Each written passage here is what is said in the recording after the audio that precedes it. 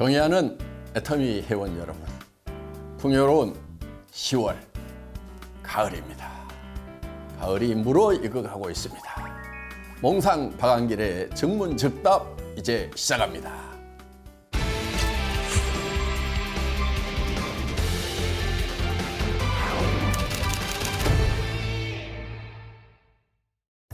회장님, 사과를 직접 작사하신 게 사실인가요? 네, 사실입니다. 사과를 공모전을 한번 했었어요. 많은 분들이 응모를 해주셨고 그 중에는 제법 좋은 작품, 수작도 없지가 않았습니다. 그런데 글로서, 작품으로서는 상당히 우수했지만은 우리 애터미를 표현하는 데 있어서는 뭔가 조금은 미흡하다 싶은 그런 생각이 들었습니다. 그래서 그때 많은 분들이 응모를 해주셨는데 그 중에서 선정을 못하고 할 수 없다. 내가 작사를 하자.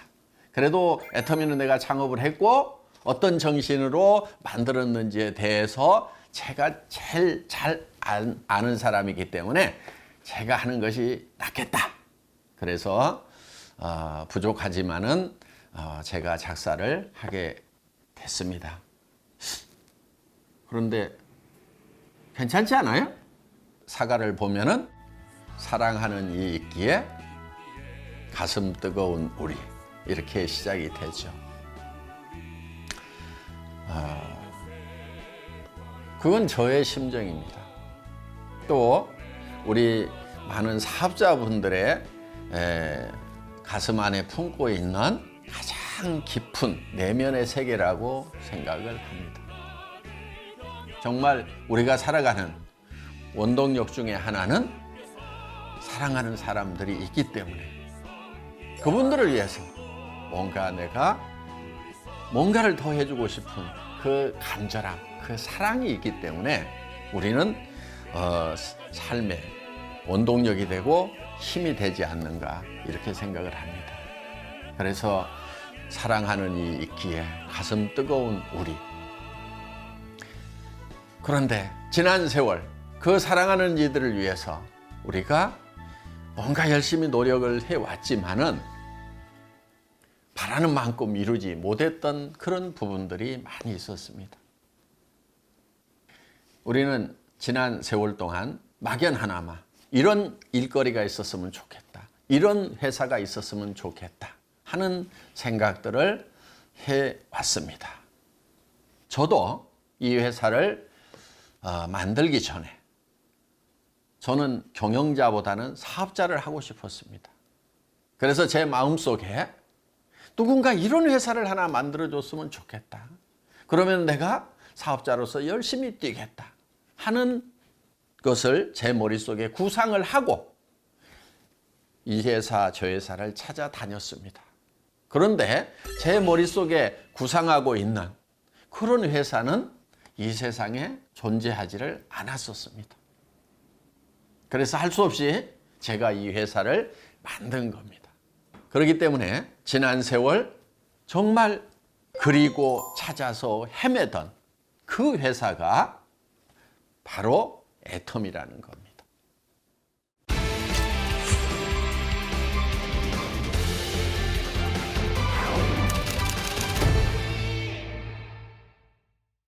애터미의 큐레이트 전략이 뭔지 좀 알려줬으면 좋겠습니다. 회장님, 알려주세요. 큐레이터라는 말 많이 들어보셨을 겁니다. 예를 들면은 우리가 어떤 미술품을 봤을 때 이 미술품 무슨 뜻이야? 왜 이렇게 그려놨어? 잘 모르겠다고 하는 경우가 있죠. 그런 경우에 미술 전문가가 이 작품에 대해서 설명을 해주거나 또 이 작품이 얼마나 유명한 사람이 그린 건지, 또 어떤 어디에다가 포인트를 두고 감상을 하는 것이 좋은지, 이 부분이, 이런 부분이 내포하고 있는 의미는 어떤 건지, 이런 것을 설명해 주기도 하고, 또 예를 들면 그것을 사서 소장했을 때 앞으로 가격이 올라갈 건지 떨어질 건지 뭐 이런저런 얘기를 해서 우리가 미술품을 감상하거나 어떤 미술 작품을 살 때 도움을 줄 수 있는 사람, 그런 사람을 큐레이터다 이렇게 얘기들을 하고 있죠. 지금은 정보화 사회입니다. 그런데 이 정보화 사회가 이제 완숙기에 들다 보니까 필요한 정보만 오는 것이 아니고 정보의 물결이 넘쳐가지고 이 정보가 쓰나미처럼 몰려오는 겁니다. 그러다 보니까 어떤 정보가 내게 유익한 정보이고 가치 있는 정보인지 그것을 고르는 것 자체가 이제는 아주 난해하고 어려운 그런 시대가 되어버렸다 하는 겁니다. 그러다 보니까 이제는 그 몰려오는 정보 중에서 어떤 것이 가치 있는 거다 하는 것을 골라주는 그런 큐레이터 역할을 애터미가 하겠다는 겁니다. 좀 더 쉽게 얘기를 하면은 자, 많은 식품들이 있습니다. 건강식품도 여러 종류가 있습니다. 다 좋다고 얘기를 합니다. 인터넷에 들어가면은 여러 가지가 있는데 뭐를 먹어야 될지 모르겠다 할 때 애터미는 예를 들면 비타민 제품 중에서는 이 제품이 가장 훌륭하다. 오메가3 중에서는 이 제품이 가장 훌륭하다. 또 일반 식품 중에서도 강고등어를 먹을 때는 이 강고등어를 먹는 것이 가장 가성비가 좋다. 이렇게 해서 애터미에서는 여러 상품의 정보들 중에서 가장 가성비가 좋은, 즉 품질이 절대 품질이면서 가격은 절대 가격인 그야말로 메스티지 제품들을 골라주는 그런 역할을 하겠다는 겁니다. 이 정보의 쓰나미 속에서는 이 정보의 가치를 분석해 주는 것, 이것이 매우 중요한 일입니다. 여러분들 애터미에서 물건을 구매할 때는 굉장히 편안하실 거예요. 애터미 제품은 그냥 믿고 사서 쓰기만 하면 돼. 내가 고민 안 해도 돼.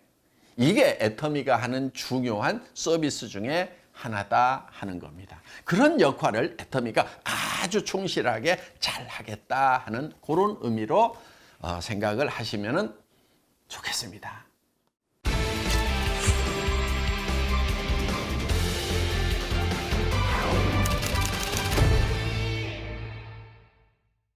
N가 유지가 중요하다고 하는데 N가가 높은 것과 낮은 것에는 어떤 장단점이 있는 건가요? 하는 질문입니다.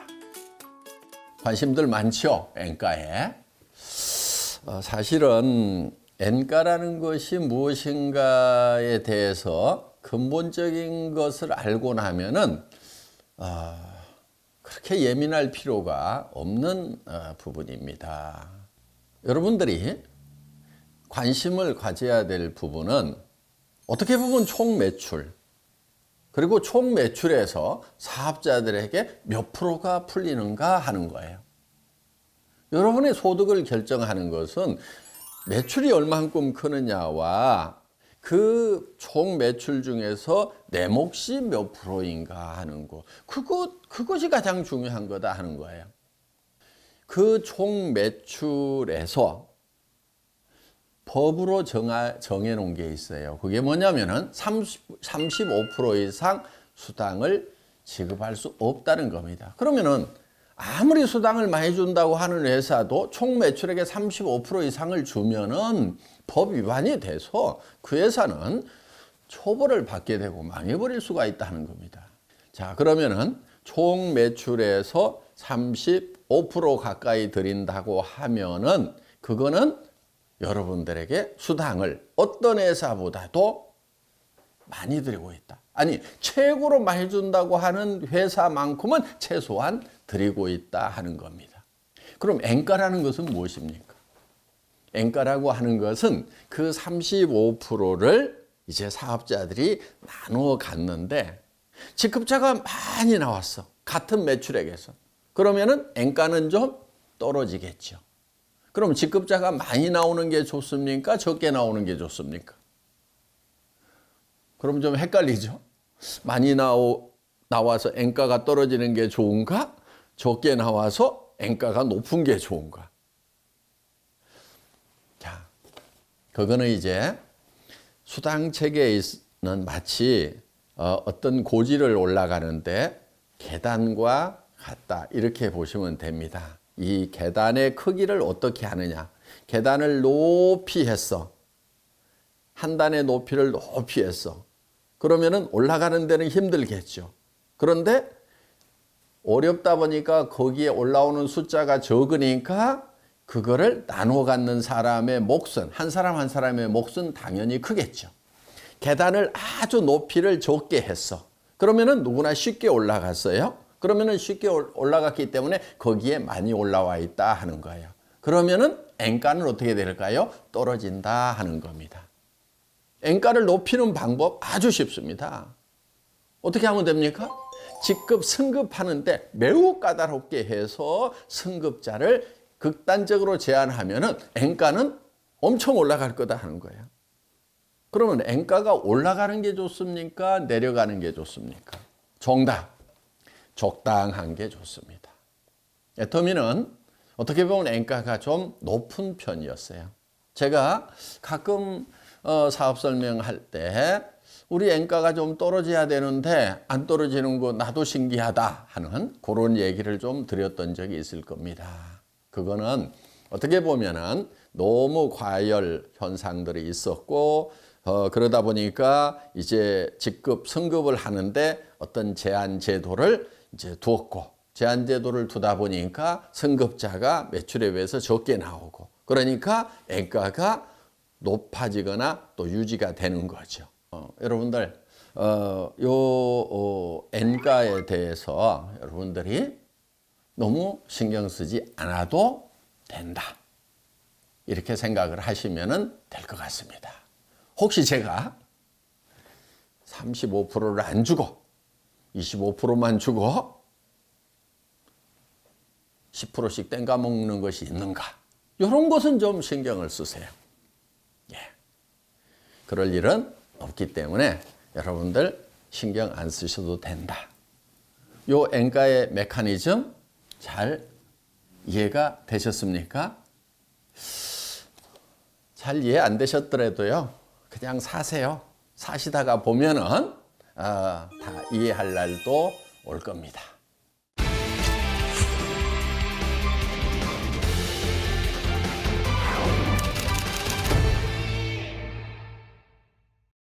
지난 9월 한 달은 앱솔루트를 통해서 많은 승급자들이 나왔습니다. 애터미가 한 단계 높이 도약하는 달이었습니다. 1년을 우리는 힘차게 달려왔습니다. 이제 석 달 남았습니다. 여러분 마지막 힘을 다해서 고지를 향해서 뛰어갑시다. 10월 화이팅!